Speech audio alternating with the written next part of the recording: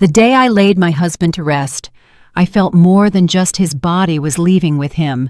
It wasn't only the crushing weight of grief that choked me, but a frozen dread in my chest, a suspicion moving among the flowers and the soft whispers. Because while everyone else wept, I saw something that turned my blood to ice. My daughter-in-law, Vanessa, leaned over the casket and, pretending to stroke the lapel of Elijah's suit, she discreetly slipped a small object into the inner pocket. Her hand trembled for barely a second. No one else noticed. I did. For an instant, I doubted my own eyes. I thought the pain was playing tricks on me, that maybe it was just a tissue or a metal, but no. The look on Vanessa's face was too deliberate, too cold, and the way she glanced at my son, Marcus, afterward was that of someone who had completed a mission. I was frozen still. The pastor continued the service. The incense rose in pale spirals, and the words about eternal rest felt hollow.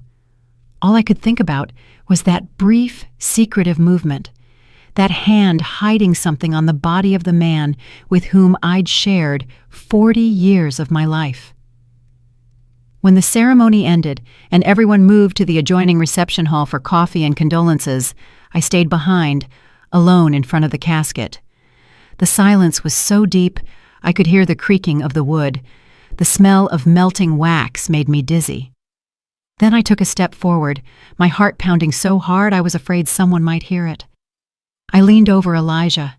He was so quiet, so impeccable in his navy suit. His face looked like a man at peace, but I knew, as only a wife knows, that his stillness wasn't serenity. It was a mystery. I slid my trembling hand into the jacket pocket. My fingers touched something hard, rectangular. I pulled it out carefully. It was a precisely folded white envelope, and on it, handwritten, was my name, Celeste. The world seemed to stop. My breath caught. I tucked it into my purse, checking all around to make sure no one had seen me, and pretended to adjust my black scarf. A few minutes later, they closed the coffin, and with that dull thud of the hammer on the lid, I knew the real burial was just beginning. On the ride back home, the highway seemed endless. The car moved through the evening mist, and every thought was a drumbeat in my head. What had Elijah meant with that envelope? And why had Vanessa, my daughter-in-law, been the one to place it there? Was it a message from him or a trap from her? I didn't want to open it yet. I clutched it against my chest as if it contained the voice of a dead man. When I arrived, I put my purse on the dining room table. The lights were off, the house silent. Everything smelled of fading flowers and emptiness. I sat in the chair where Elijah used to read the newspaper, and only then did I open the envelope. Inside was a sheet of paper folded in thirds and a small, dark metal key. The letter was short, written in my husband's firm handwriting. Celeste, if you are reading this, it means I couldn't do it in person. What you believed was yours never was. Trust no one. Sometimes the closest love is the one that wounds the deepest. I read those lines over and over, as if I could find the soul they had stolen from me between the words. The paper smelled of wax and earth. And the key gleamed with a dull sheen, as if guarding centuries of silence. I didn't sleep that night. Every shadow in the house seemed different. Every corner carried a weight it hadn't before. The wind banged against the windows, and memories crept in with it. Elijah's laugh, his smell of tobacco, his youthful promises. I had loved him with every part of me, and yet now I doubted everything. When the clock struck 3 a.m, I got up. I couldn't bear the uncertainty anymore. I took the key, placed it on the table, and observed it under the lamp's light. It was old, with the number 47 etched on the side. It looked like a safety deposit box key. And then I remembered. Weeks before he died, Elijah had said something strange. If anything happens to me, don't look for answers at home. At the time, I thought he was raving with fever, but now those words stabbed me like a knife. He knew something, and Vanessa did too. The next morning, my son Marcus called me. "Mom, how are you holding up?" "Fine, son, as best as can be expected. Vanessa and I are coming over later. We want to talk to you." His tone was kind, but there was an unease in his voice that I couldn't quite define. "Of course," I replied. "I'll wait for you." I hung up, and my hands closed around the key. I felt a current of electricity run through my body. For the first time since all this began, I didn't feel like a victim. I felt alert. And although I still didn't know what that key hid, I knew I wasn't ready to share it with anyone. Because sometimes, when you reach into the past, what you find can be more terrifying than the silence itself, and I was about to open a door that would change my family's history forever. The morning light entered the window grayly, as if the sky also doubted what it should illuminate. That morning, the silence in the house had a new weight. The empty space beside the bed, the gap in the closet where his coat used to hang, the scent of cologne still lingering in the air. Everything was a cruel reminder that Elijah was gone. And yet I felt him everywhere. In the clock that marked his rhythm of life, in the books he had underlined, in the coffee cups that still held his prints. But most of all, I felt his absence wrapped in questions. That key, that letter, that sentence written in his hand. What you believed was yours never was. I sat down at the dining room table, where the morning light fell directly onto the paper. I read it again. Every word seemed heavier than the last. The cold metal of the key burned between my fingers. The etched number, 47, spun in my head like an impossible riddle. Mid-morning, Marcus and Vanessa arrived. The sound of the doorbell startled me. Only 2 days had passed since the burial, but their visit brought me no comfort. It brought me anxiety. Vanessa was the first to enter. She wore a fitted black dress, her hair precisely pinned up, her face serene. Too serene. She kissed my cheek with a quick, almost formal gesture. "How are you feeling, Celeste?" she asked in a soft voice. "Tired," I replied, "but calm." Marcus hugged me without saying anything. I felt him tense, his muscles rigid. His gaze avoided mine. "We just wanted to see how you were doing," Vanessa added. "Elijah loved you very much." Her words were correct but empty, and her eyes, as she said them, showed not sadness, but something harder to name: caution. We sat in the living room. The clock ticked insistently. Marcus took my hand. "Mom, I wanted to talk to you about the will." "The will?" I asked, feigning surprise. "Yes, Dad left some things in your name, but—" He glanced sideways at Vanessa. "There are certain procedures we need to review." "Procedures," I repeated, tasting the word as if it were poison. Vanessa intervened, smiling with that courtesy that hurts more than a slap. "We don't want you to worry about a thing. We just want to help you organize the paperwork." "I appreciate that," I said, pretending gratitude.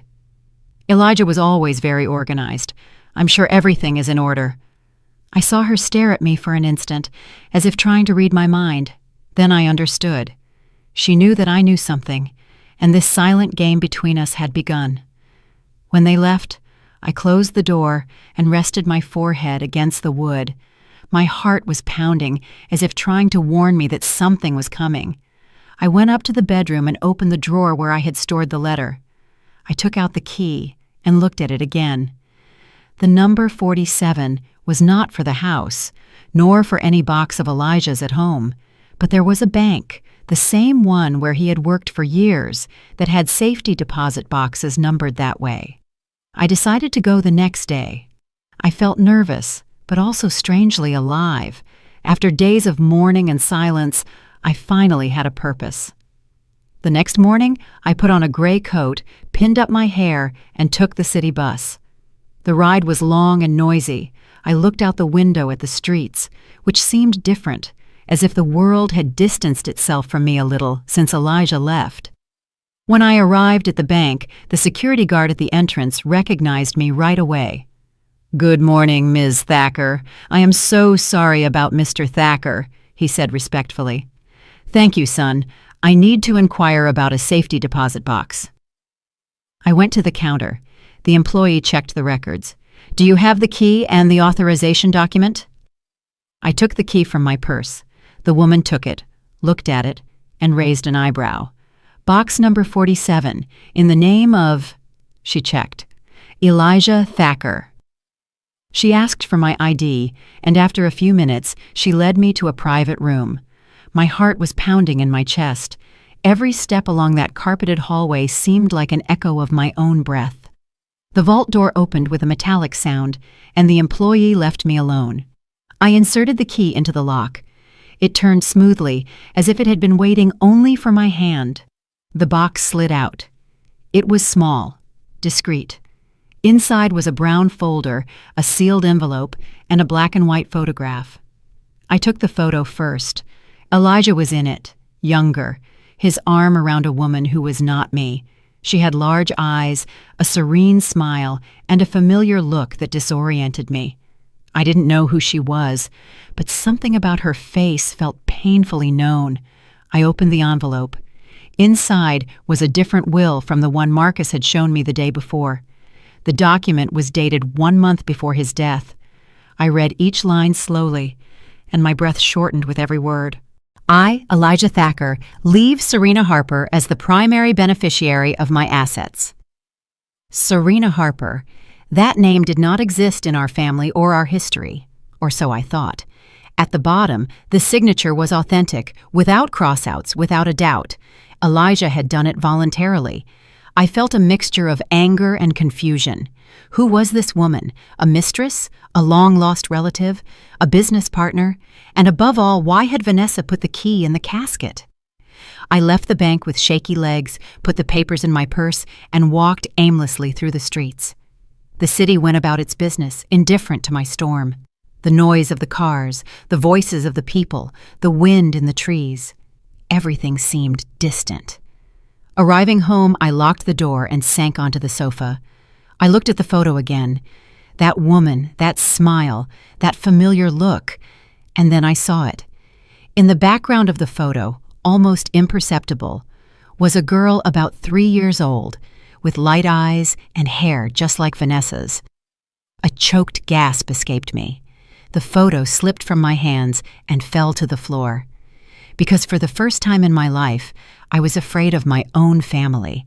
I slept with the photograph under my pillow, as if I feared it would disappear while I closed my eyes. And yet, I couldn't sleep. The image of that unknown woman, Serena Harper, and the light-eyed girl pursued me with every blink.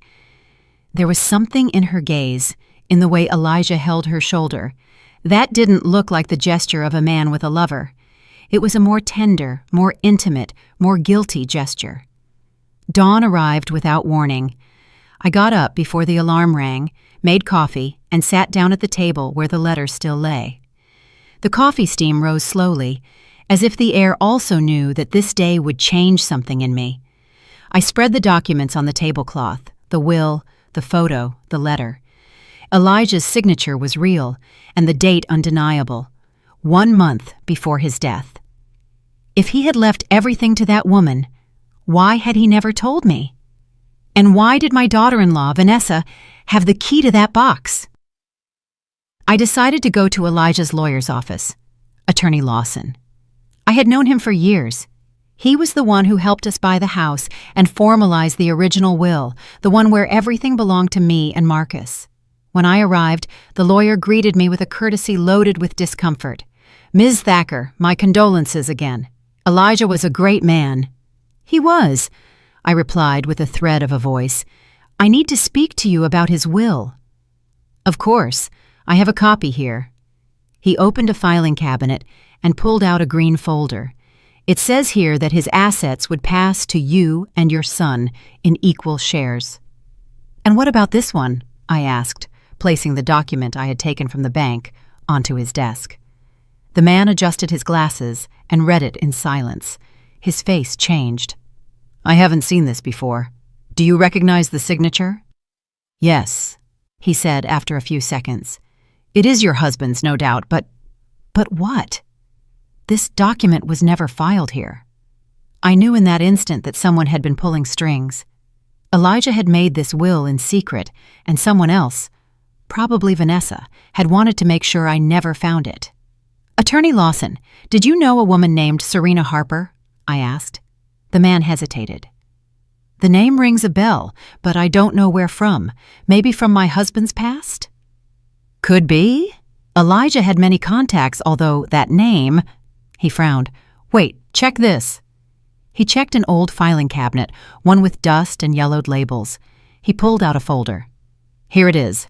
More than 30 years ago, Elijah signed a child support agreement in the name of Serena Harper. A chill ran through my hands. Child support?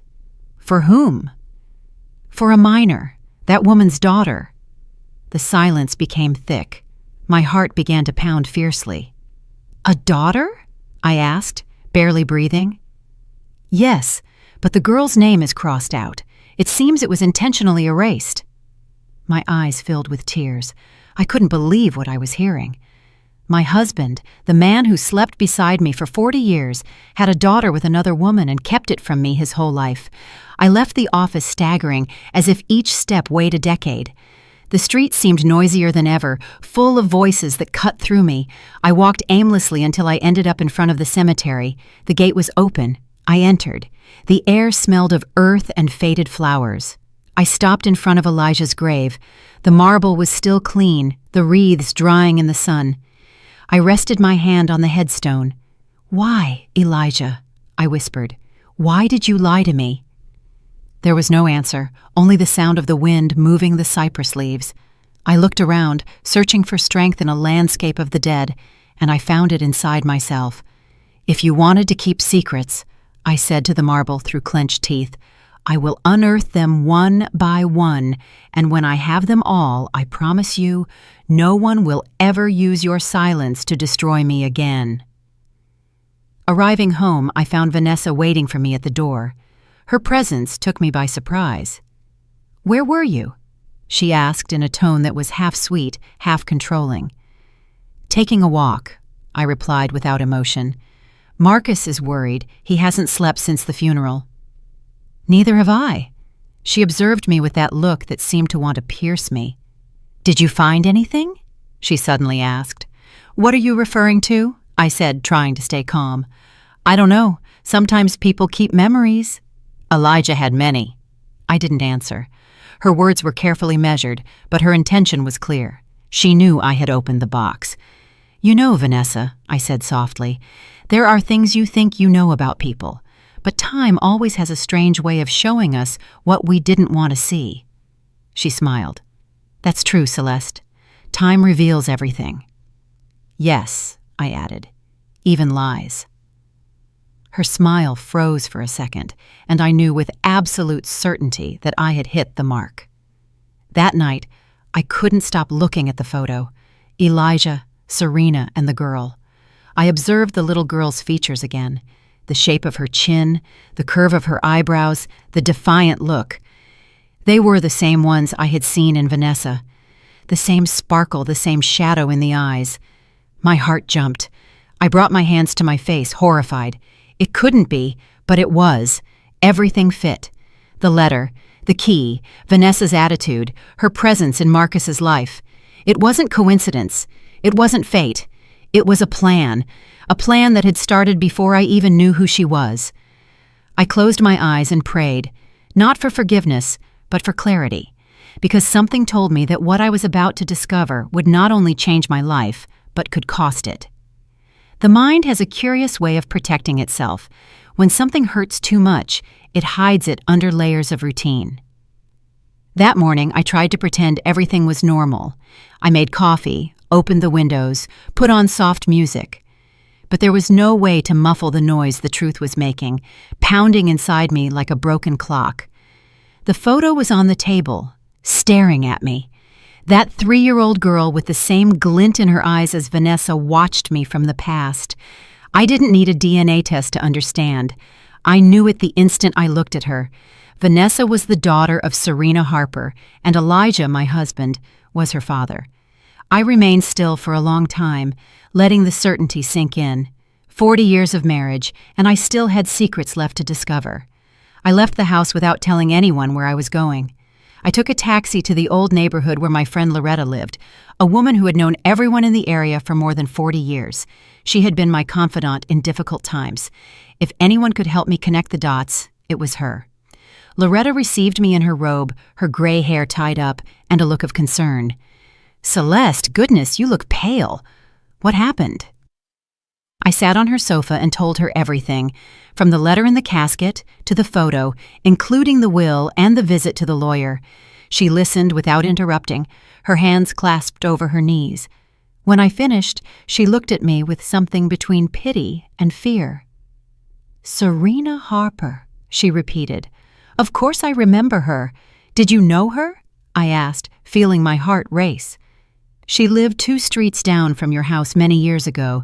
She was a pretty woman, reserved, and Elijah helped her, or at least that's what he said. She was a seamstress. Your husband would bring her orders from his office, but there were rumors." My throat tightened. "What kind of rumors?" "That she had a daughter, and that the father was, well, you know who." "Elijah," Loretta lowered her gaze. "I never confirmed it, but they moved away suddenly. People said he bought her a house on the other side of town." I stayed silent. The words floated like knives, suspended in the air. Serena, the daughter, the house, it all fit. Upon returning home, Vanessa was waiting for me. I don't know how she did it, but she always appeared right when I least wanted her near. She was in the garden, watering the plants with a fake smile. "What a lovely morning, isn't it, Celeste?" she said without looking at me. "Depends on who you ask." She put down the watering can, dried her hands, and observed me with a calm, too calm expression. "Is something wrong?" "Only that I was thinking about your mother." The expression on her face changed for barely a second, but it was enough. A shadow crossed her eyes. "My mother?" she asked in a low voice. "Yes, Serena Harper." The smile completely vanished. The silence became dense. I could hear the lemon tree leaves falling one by one. "So you know now," she finally said. "You didn't intend to hide it forever, did you?" She didn't answer.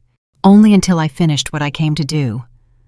Her tone was cold, measured, but charged with something deeper, resentment. "Your father," she began to say, "my father was a coward. He abandoned my mother when she needed him most. She got sick. She died without a dime, and meanwhile, you and your son were living surrounded by luxury, parties, trips. Do you know what it's like to watch your mother sewing until her fingers bled just to pay the rent, while the man who gave you life was toasting at a restaurant with his legal wife?" I couldn't answer. My lips trembled. She continued, each word a lash. "That's why I approached Marcus. That's why I accepted his love. Not for him, for justice." "Justice," I whispered. "Or revenge. Sometimes they are the same thing." I felt a pang in my chest, but not of guilt, of rage. Rage at Elijah, for his silence, for the way his sin had germinated inside my own house. But above all, rage because Vanessa had used my son, my grandson, my entire family as an instrument of her revenge. "What was it you put in the casket?" I asked. She smiled ironically. "A memory." "What kind of memory?" "A photograph of my mother, so that wherever he is, he never forgets who he destroyed." I was speechless. The clarity of her hatred was more terrifying than any threat. There were no tears, no trembling, only a bitter peace on her face. "And what do you expect now?" I asked her. "Nothing from you. I already had what I wanted." "What?" "To see him dead and to see you confused." That night, I locked myself in my room.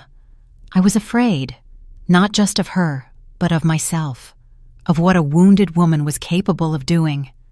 Because although her story moved me, I couldn't forgive her for what she was doing to Marcus. He was innocent. He was a blind man, raised among appearances. I looked at myself in the mirror. The woman staring back had a pale face, tired eyes, but a new light in them. A determination I didn't remember ever feeling. I took the journal Elijah kept in his desk drawer. I had seen it 1,000 times but never opened it. This time, I did.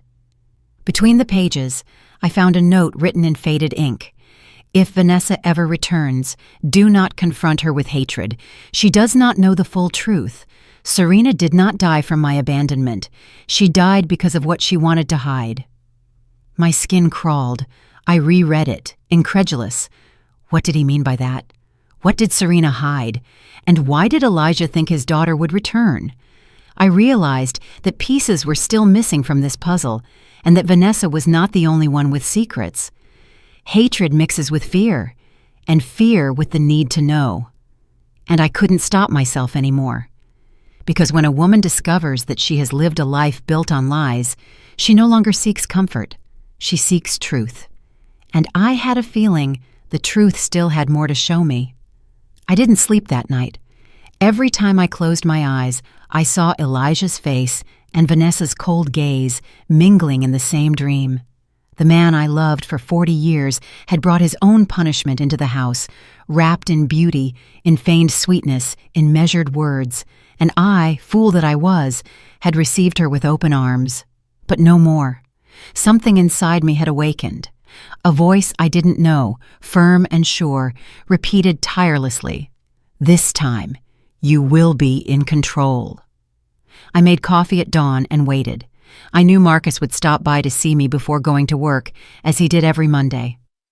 I needed to see him. I needed to look him in the eyes and recognize how much damage they had done to him and how much was yet to come. When he arrived, he hugged me warmly. He didn't seem like the adult son he was, but a lost child seeking comfort. He had dark circles, slumped shoulders, a muffled voice. "I don't understand what's wrong with Vanessa, Mom. Since Dad died, she's been different, distant." "Maybe she just needs time," I said, measuring my words. "We all process grief in different ways," he sighed. "Last night, I heard her talking in her sleep. She was saying strange things, names I don't know." "What kind of names?" "Serena, Elijah, and something about what he owes me." My heart skipped a beat, but I hid it. "It's probably just dreams. You know, stress." I hugged him and stroked his head like when he was a child, but deep down, I knew I couldn't keep everything from him. Not yet. Not until I had proof. That morning, I made the hardest decision of my life. To play the same game as Vanessa, to disguise the truth, act calmly, smile while the fire grew beneath the table. If she wanted a war, she would have it, but on my terms. I started with something simple, inviting them to dinner over the weekend. I told them I wanted to thank them for being with me during these sad days. Vanessa immediately accepted, feigning sympathy. "Of course, Celeste. It will be nice to share a family meal again." Her smile didn't fool me. Behind it was a dark glint, a satisfaction that gave me chills. But I didn't show it. I looked at her with the same smile that grandmothers use when they already know everything and are just waiting for the right moment to speak. The days before the dinner were dedicated to planning. I discreetly contacted Attorney Lawson. I asked him to come to the house that night with the documents I had found in the bank and a copy of the original will. I also asked him for something else, to bring a handwriting expert. I didn't explain why. I just told him, "Trust me, attorney. What you are about to witness, you won't forget." And he, without fully understanding, agreed. The evening of the dinner, I set the table with ritualistic precision. The white china, the silver cutlery, the glasses Elijah used only on special occasions. Every detail had a purpose, every gesture a hidden meaning. When the clock struck 8, I heard the doorbell. Vanessa entered arm in arm with Marcus, dressed in an elegant black gown. She looked like a novel's grieving widow. "What a warm home you have, Celeste," she said as she took off her coat. "Thank you, dear," I replied sweetly. "I'm glad to see you in good spirits." We sat down to dinner. The atmosphere, though cordial, was charged with tension. Marcus tried to keep the conversation light, but Vanessa constantly interrupted him with calculated phrases, with innuendos disguised as affection. I watched her in silence, noting how her eyes darted toward the drawers, toward the corners, looking for something. While pouring the wine, I felt it was time. "Marcus, before we continue, I said calmly. "I want to tell you something." He looked at me, worried. "What is it, Mom?" "I just want to thank you for being such a noble son. Not all men have the strength to face what you are about to discover." Vanessa put her glass down on the table. "What does that mean?" she asked, with a tone that mixed alarm and defiance. I stared at her, without blinking. "It means the truth always comes to light, even if you bury it with a dead man." Marcus tensed. "Mom, what are you talking about?" "About your father, son, and what he hid before he died." Vanessa abruptly stood up. "This is absurd," she said. "Don't start with stories now, Celeste." "Stories," I replied with a smile, "or truths you'd prefer not to hear." The silence was absolute. Then calmly, I took the folder from the bank out of a drawer and placed it on the table. "You recognize this key, don't you?" I asked. She paled. "I don't know what you're talking about." "It was the key you put in the casket, the same one that opened this box." Marcus looked at me, bewildered. "What key, Vanessa?" She didn't answer. "In that box," I continued, "I found a will. One where your father leaves everything to a woman named Serena Harper." Marcus froze. "Who is that woman?" "Your wife could answer that better than I said, looking directly at Vanessa. Vanessa clenched her fists. "What are you suggesting?" "Nothing you don't already know," I whispered. She stepped back, and then I knew I had hit the exact wound. "No, daughter," I said. "This is the truth." "What truth?" "My mother died years ago. She has nothing to do with you." "Oh, really?" I opened the envelope and took out the photo. "Then explain this." The photo fell onto the table. Marcus picked it up with trembling hands. "What is this?" "Your father and Serena, and the girl you see there." My voice broke. "That is Vanessa." He looked at his wife, pale, speechless. "Is that true?" he asked her. Vanessa, cornered, let the mask drop. Her voice changed. "Yes, it's true," she said coldly. "And I don't regret anything." Marcus stood up, incredulous. "You lied to me." "Your father ruined my mother's life. I only returned the favor." Her confession fell like thunder. I watched the collapse in silence. Inside, a part of me wept, but another, older and stronger, smiled, because finally the poison had come to the surface. The night after the dinner was the longest of my life. The silence in the house weighed down as if the walls had absorbed all the screams, all the tears, all the secrets revealed. Marcus had left without a word. Vanessa, after her confession, stormed out, leaving behind a bitter scent, a mix of perfume and revenge. I stayed alone, looking at the empty table. The photo was still there next to the half-empty glasses. The portrait of my husband with Serena and that child mingled with the reflection of the spilled red wine as if the past were bleeding onto the present. I knew I couldn't sleep. Not yet. I had to understand. I had to know why Elijah had allowed all this. I went up to his study. That place had always been his refuge. Perfectly aligned books, his polished desk, the lingering scent of ink and wood. I opened the drawers, looking for something more than answers. And there it was, the black notebook, the same journal I had seen so many times without daring to read. Now there was nothing left to lose. I sat in his chair and opened it. On the first page, his firm handwriting read, "If you are reading this, Celeste, it is because I am gone. Forgive me for what I hid, but there are truths that can destroy before they save. The story you think you know is neither mine nor yours." I felt a knot in my stomach. I turned the pages with trembling hands, and there it was, the name that haunted me, Serena Harper. I met Serena in 1979. It wasn't love. It was guilt. She worked cleaning my office. One night, after a party, I made the worst mistake of my life. I left her alone, and something happened to her. I didn't know what until years later. I brought a hand to my mouth. I couldn't believe what I was reading. I continued. When I learned she had a daughter, I wanted to take responsibility, but Serena never accepted my help. She told me she would rather die than let me into her life. I insisted. I sent her money in secret, but she disappeared. Years later, I found out she had died. But something about that story never sat right with me. I turned the page. Someone told me Serena didn't die, that she changed her identity and that the girl was raised by others, that the Harper surname was an invention, that everything was planned to get close to me, not to flee from me. My heart was beating so fast I could barely read. Then I reached the last entry. If Vanessa ever appears, don't hate her, but don't trust her either. Behind her is someone else, someone who knows my mistakes better than I do myself. If anything happens to me, look for the man with the black ring. He will know the truth. I snapped the journal shut. The air became dense. The man with the black ring. That phrase repeated in my head over and over. Who was he? And why was Elijah so afraid of his appearance?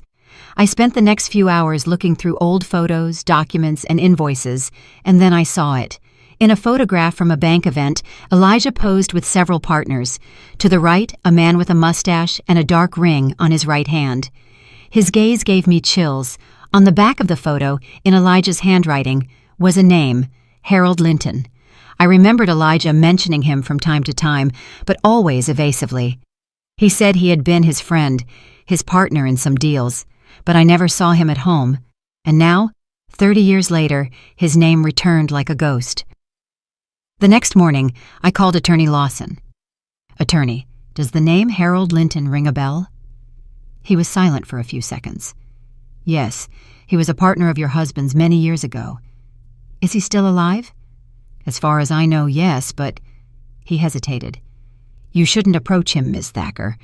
Why do you say that? That man is not trustworthy. After Elijah broke off relations with him, there were rumors, shady dealings, extortion, even threats. My skin prickled. Where does he live? I asked. On the outskirts, near the old warehouse where Elijah stored his things. But please, don't go alone. I hung up without answering. I knew I would go anyway. That afternoon, I took the bus to the industrial district. The warehouse was still there, old, rusty, overgrown with weeds. The wind carried dust and papers. I knocked on the door, my heart pounding like a drum. No one answered. I knocked again. Harold Linton, I called out. The door slowly opened, and there he stood, an older man with white hair and a shiny black ring on his hand. His gaze was hard, but not surprised. So you finally came, he said in a raspy voice. Elijah knew you would one day. I froze. Who are you? I asked. The one who knows why your husband died. The floor seemed to move beneath my feet. He died? I stammered. Elijah had a heart attack. The man let out a bitter laugh. Heart attack? No, Mrs. Thacker. What are you saying? I'm saying your husband was poisoned. My breath hitched. By whom? By the same person you think loved him. Vanessa? I asked. He shook his head. No, by someone who used her. Who? A woman named Serena. I felt a punch in the chest. That can't be. Serena is dead, right? His smile was chilling. Are you so sure? My world came crashing down, the air filled with echoes, with voices from the past, with the image of that photograph. Serena, the woman I thought was dead, was alive. And if she was, what role did she play in all this? I returned home trembling. I turned on all the lights. Even though it was the middle of the day, I couldn't stop thinking about that man's gaze, his black ring, the words he had said. Your husband was poisoned. And then I remembered something. One night before he died, Elijah had complained about a bitter taste in the tea that Vanessa prepared for him. She was caring for him those days because I was sick, and he had said between coughs, "It doesn't taste the same, but it doesn't matter, it's made with love." I closed my eyes and brought my hands to my mouth. The truth was revealed before me. Monstrous, impossible to deny. Elijah had been poisoned, and I, unknowingly, had lived under the same roof as his killer. But if Harold was right, Vanessa didn't act alone. Someone else was pulling her strings from the shadows. Serena, alive, still waiting for one last revenge. My heart was beating so hard I thought it would break my chest, and in that moment I knew. What was coming wasn't the end, it was the real beginning. There are silences that scream. That night mine was deafening. I walked through the house with the journal in my hand, reviewing every word, every trembling stroke of Elijah's handwriting. If anything happens to me, look for the man with the black ring. I had already done it, and what Harold Linton had told me kept repeating in my head. Your husband was poisoned, not by her, but by someone who used her. What if everything I thought I knew was just the surface? What if Vanessa had also been a pawn in a bigger game? I sat in the darkness in front of the wedding portrait that still hung in the living room. Elijah smiled, holding my hand. I looked at him with the faith that only women who believe in eternity have. Now I knew that eternity doesn't exist. Only the truths that no one wanted to see remain. The next morning, I received a call. It was Harold. His voice sounded grave, urgent. I found her, he said bluntly. Serena? What are you saying? She's alive, and she wants to see you. The ground seemed to open beneath my feet. Where? At the old Bayview Hotel tonight. But I warn you, don't go alone. Don't trust anyone. He hung up before I could answer. The silence that followed was a knife. As evening fell, I asked Marcus to come over. He had to know everything. I showed him the journal, the will, the photo, and told him what Harold had said. He listened without interrupting, pale, incredulous. Mom, he whispered at the end, are you sure they aren't manipulating you? I am, I replied firmly. But I won't stand by and do nothing. I saw the fear in his eyes. Let me come with you. No, son. If what I fear is true, I want you to stay away. I stroked his face. Promise me that no matter what happens, you won't see Vanessa again. He nodded, though there was pain in his eyes. I knew that promise would break his heart. I arrived at the hotel at 9 o'clock at night. The place seemed frozen in time. Damp walls, flickering lights, a smell of confinement and dust. The receptionist, an elderly man, pointed me to room 204. My footsteps echoed down the empty hallway. Every creak of the floor was a warning, every shadow a threat. I knocked on the door. A voice from inside said, "Come in, Celeste. I was expecting you." I entered. The room was dimly lit by an old lamp. By the window, a woman sat with her back to me. She had white, straight hair and a dark shawl over her shoulders. When she turned, I felt a shiver. It was Serena. Older, more fragile, but alive. Her eyes held the same sparkle as in the photograph. "So, it's you," I said, barely breathing.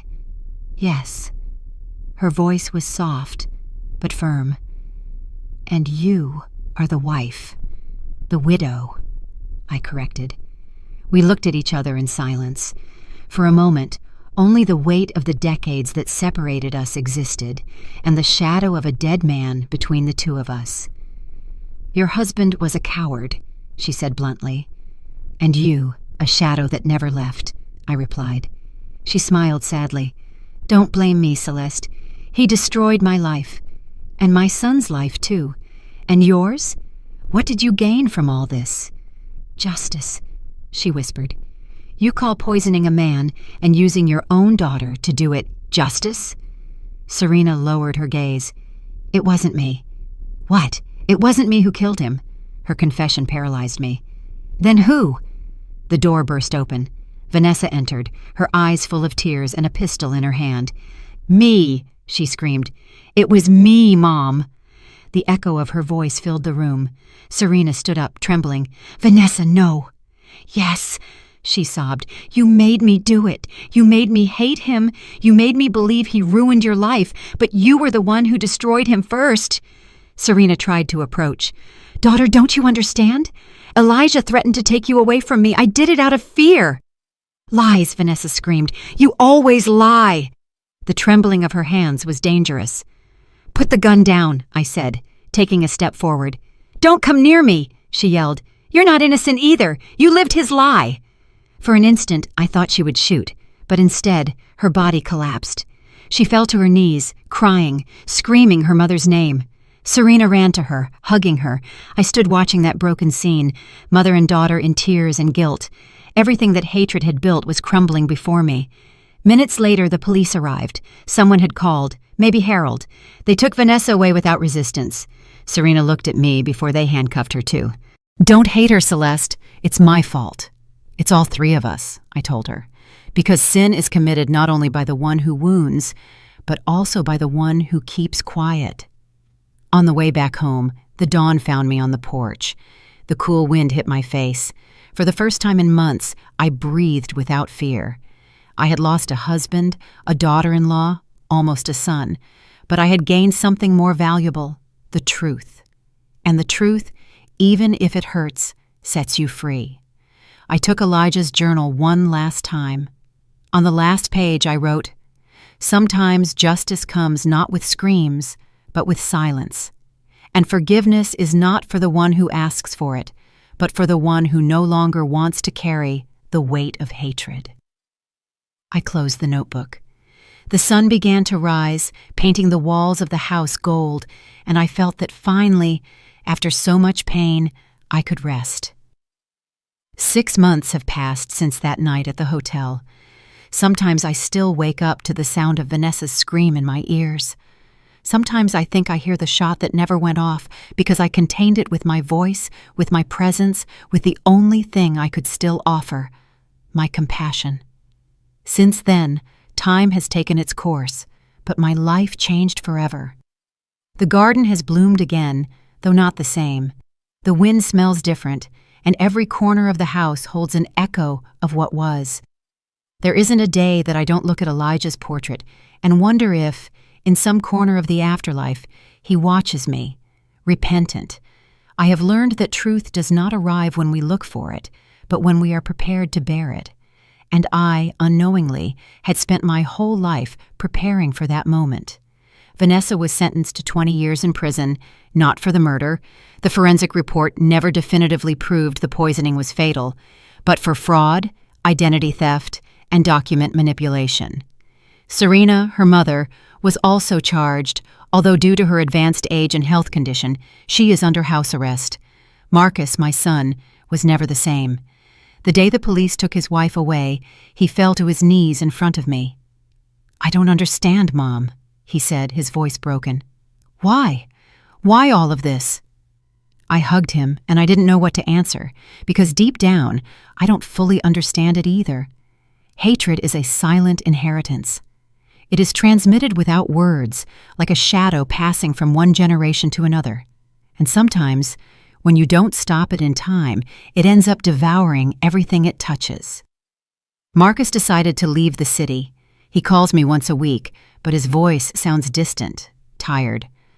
I don't blame him. His soul is broken, and every word of mine reminds him of the pain he tried to bury.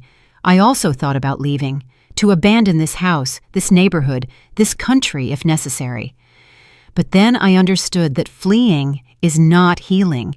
Healing is staying, facing the echo of the past, and learning to live with it. So I stayed. I have dedicated my days to restoring the small things that used to give me peace. Painting the walls, caring for my plants, writing. I have filled entire notebooks with my story, not for me, but for those who come after. I want any woman like me, a wife, a mother, a grandmother, who feels her life crumbling because of a betrayal, to be able to read my words and know that survival is possible. 2 weeks ago, I received a letter. It was from Attorney Lawson. Inside, a yellowed envelope sealed with Elijah's handwriting. My heart leaped. It read, "Celeste, if this letter reaches you, it is because the truth has come to light. Don't seek to forgive me, just to understand me. I never loved Serena as I loved you. It was a mistake, one I dragged my whole life. But when I found out I had a daughter, I wanted to help, even if in secret. I never imagined that attempt at redemption would destroy us. If there is anything after death, I hope to see you there to tell you with my own lips what my cowardice prevented me from saying in life. I loved you. Always. Elijah. I read that letter over and over until it was soaked with tears.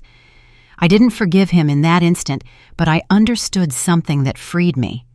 Love doesn't always save, but forgiveness does. Forgiving him wasn't justifying him.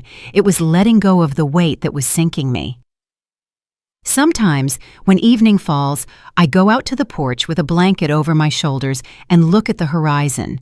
The sky takes on that orange and violet color that Elijah loved so much. And although I know he is gone, sometimes I talk to him anyway, in a low voice.